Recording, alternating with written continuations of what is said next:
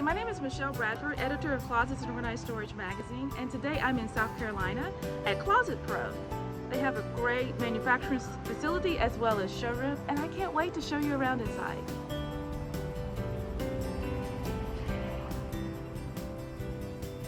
Hi Michelle, I'm Lauren. Welcome to Closetpro.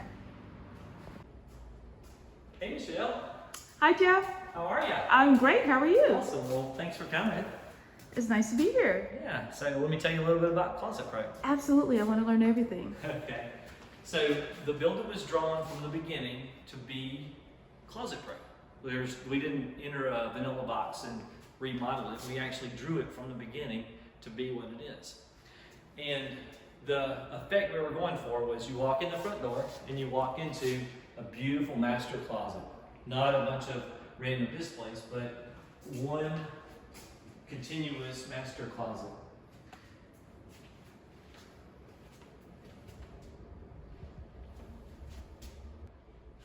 So this is something that we came up with to clip the corners on our island, and 45 of this angle create an octangular island.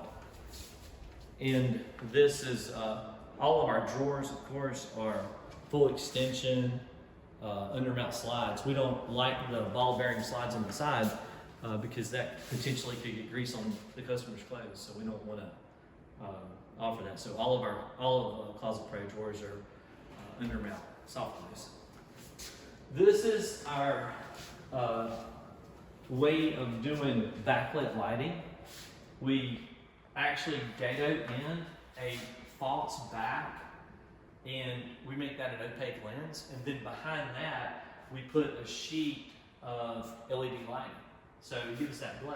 And then of course, if you put something in front of a backlit only, you wouldn't actually see the front of the items that were on the shelf. So what we did to offset that is we put an LED strip in the front so that you get the shine on the front of the items on the shelf, and then you get they look as though they're sitting in a cloud of light.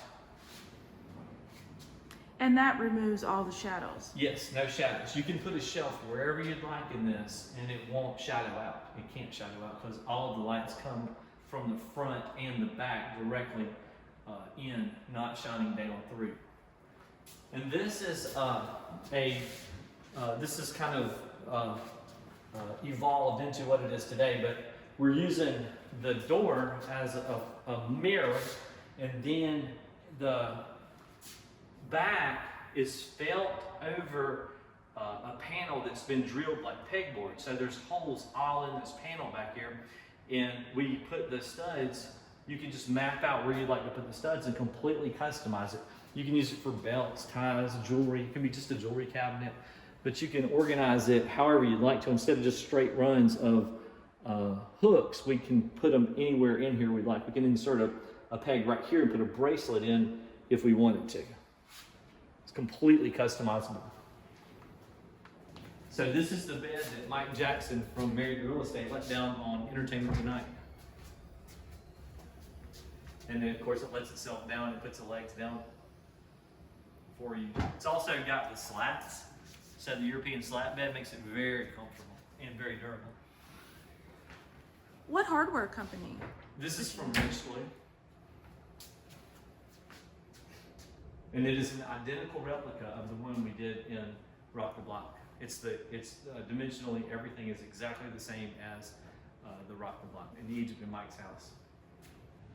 So this is our garage display, and what we tried to do here is to create an actual garage. We did our epoxy floors. We showed all kinds of components here. We even put an actual garage door in, and the cabinetry beside the garage door, we put cubbies, because there's always that question of how do we put doors and cabinets all the way into this corner? Well, by putting cubbies on the end, it allows us to completely open our door in the next cabinet over, and we just keep the door below the rail. So you get a continuous cabinet and a nice clean finish. This is our pantry display. So this is a somewhat replica of the pantry that we did in Rock the Block for Egypt and Mike. And this has the Winex that was in there, the door. We showed the glass doors, the hardware from Hayfla here, stained glass holders. And this is showing the library style corner where you lose the corner. And of course the other corner is a radius shelf corner, a piggy sheet holder. And this color is a very close match to the paint called iron ore. Egypt asked us to match the cabinets to iron ore, and this is the color that we came up with. Okay, you ready to see the shop? Absolutely. Come on. Okay, what we did was we put 2 sets of doors here. It's a lockout. It helps with the vacuum system, not to pull the air out of the air conditioned part of the offices. Also, it reduces the noise. So we have a bathroom in between so that the shop guys don't actually have to come into the office. This is where we store the material, the bulk material, and we pull it as we need it for the jobs. We have a lot of different brands back here. And then this is our screen where we have all of our schedule at a glance, so the whole shop can basically see what job's next and what they need to be working on. And then that's one of our saws. And then this is actually Kevin, and he's shop foreman back here, and this is another saw.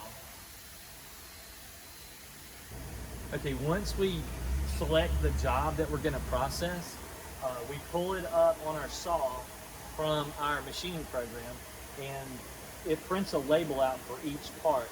And we apply the label on the parts and send them over to the machining centers. And the machining centers read the barcode on the part and process the parts accordingly. Okay, this is one of our 3 machining centers. This is where we read the part, the barcode, and we determine what needs to be done machining wise, and this machine actually does it and brings it back out on the conveyor. Okay, so for the final room of the tour, this is the most important room, the playroom. This is where we unwind and play our items.